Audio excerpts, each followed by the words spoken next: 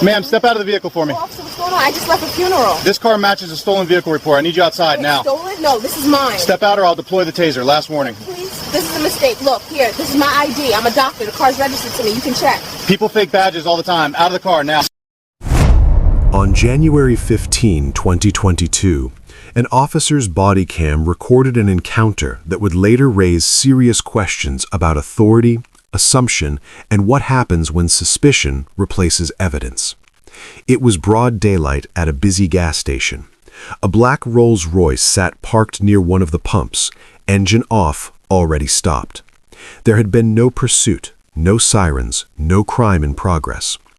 Inside the vehicle, a black female medical doctor in her late 30s sat quietly behind the wheel.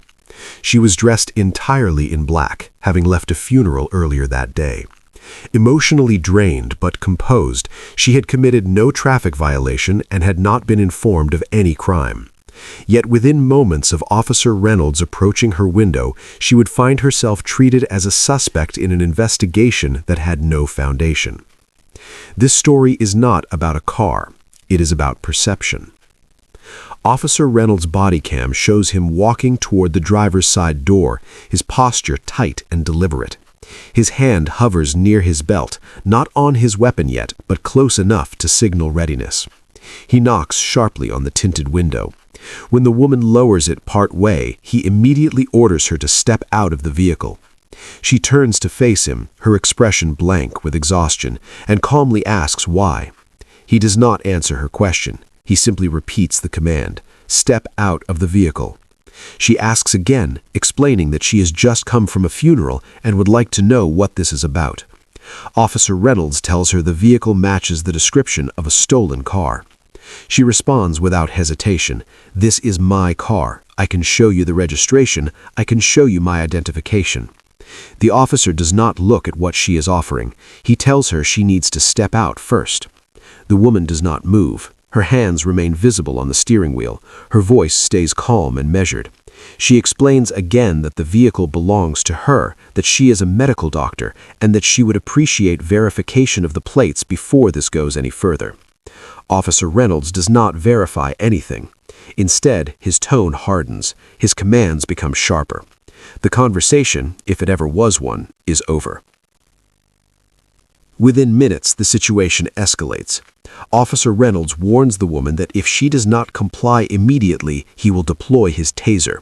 The camera shifts slightly as his hand moves toward the yellow device on his belt. She remains seated, her hands still on the wheel, and tells him she is not resisting. She asks him again to verify the license plate before escalating further. That request is ignored.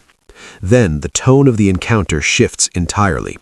Officer Reynolds questions how she could afford a car like this. When she responds that she purchased it herself, he dismisses her answer with a single word, "Sure." Then he says something that changes everything. "People like you always think you can talk your way out of this." The woman goes still. She asks him what he means by "people like you." He does not clarify. He does not backtrack. He simply repeats his command for her to step out of the vehicle.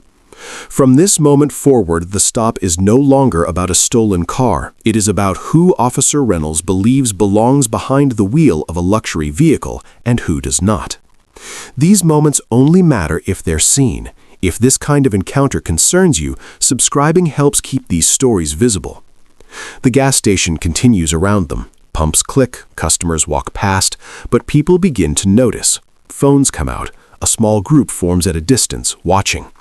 The woman sits in her vehicle, hands visible, voice controlled, while the threat of force hangs in the air. No plate verification is shown on the body cam, no radio call requesting confirmation. Commands continue to escalate before any facts are established. Then, several minutes into the encounter, a voice crackles over the radio. Dispatch confirms that the vehicle is registered to the woman and has not been reported stolen. The information is clear and unambiguous. The system has corrected the error. The answer she had been asking for was already there, and it changed nothing. Officer Reynolds does not acknowledge the update. He does not lower his hand from his taser. He does not apologize or explain. He simply stands there, waiting.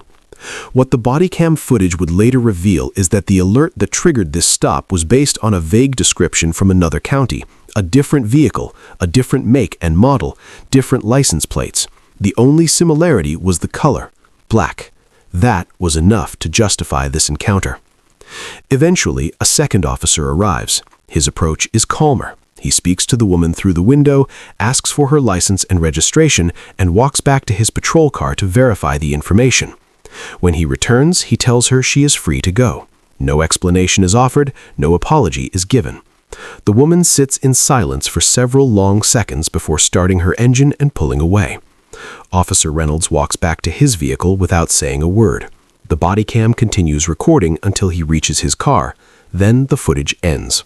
In the days and weeks that followed, Officer Reynolds was placed on paid administrative leave while the department conducted an internal review. The process took nearly 2 months. During that time, the bodycam footage began circulating online. It was shared thousands of times. Media outlets picked it up. Legal analysts weighed in. Community groups organized. The pressure built. But when the department finally released its findings, the conclusion was carefully worded and deflated any hope for accountability. The stop, according to the official statement, was conducted within departmental policy. Officer Reynolds, the statement continued, had reasonable suspicion to believe the vehicle matched a report of a stolen car. No disciplinary action was recommended. No policy changes were announced. The case was closed internally. For the woman, however, the encounter did not end when she drove away from that gas station.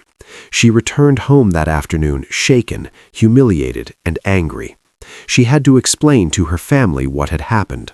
She had to relive the moment when a funeral became a footnote to an interrogation. She had to process the fact that no matter how calm she remained, no matter how clearly she communicated, no matter what credentials she held, none of it had mattered. The assumptions had already been made. In the weeks that followed, she found herself replaying the encounter in her mind. The tone of the officer's voice, the phrase he had used, "people like you." She began to second-guess her own actions, even though she knew she had done nothing wrong. She wondered if she should have stepped out of the car immediately. She wondered if compliance would have made any difference at all. The psychological toll was real and lasting. 8 months after the incident, the woman filed a civil lawsuit against the city and Officer Reynolds personally. The complaint alleged racial profiling, unlawful detention, violation of her civil rights, and intentional infliction of emotional distress. It cited the bodycam footage as evidence. It pointed to the lack of verification before escalation. It highlighted the dismissive comments and the implicit bias that shaped the encounter from the beginning. The case moved slowly through the legal system. Depositions were taken. Evidence was submitted. Motions were filed and argued. Then, in early 2024, nearly 2 years after the stop, the case was settled. The terms of the settlement were not disclosed to the public. There was no trial, no public hearing, no admission of wrongdoing by the city or the officer. The woman received financial compensation, the amount of which remains confidential. But what she did not receive was acknowledgement. She did not receive an apology. She did not receive a change in policy that might prevent the next person from experiencing what she had. Officer Reynolds returned to active duty 6 months after the internal review concluded. His personnel file noted the incident but reflected no formal discipline. His career continued without interruption. The system that allowed the stop to happen in the first place remained unchanged. Training protocols were not revised. Oversight mechanisms were not strengthened. The departmental statement defending the stop as within policy became the final word. For the woman, compensation came with silence. She was paid to go away quietly, and the encounter that had upended her life became a footnote in a settlement agreement that no one outside the legal teams would ever read in full. This body cam footage does not ask whether she broke the law. It asks whether facts still matter when suspicion takes control. It asks whether procedure has any meaning when assumptions are allowed to override evidence.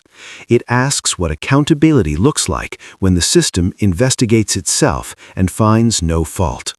And it leaves behind one question that refuses to fade. If she had been driving a different car, would this body cam footage even exist? If this investigation made you think, subscribe to this channel and share your perspective in the comments. These conversations don't end when the video stops. They begin with accountability.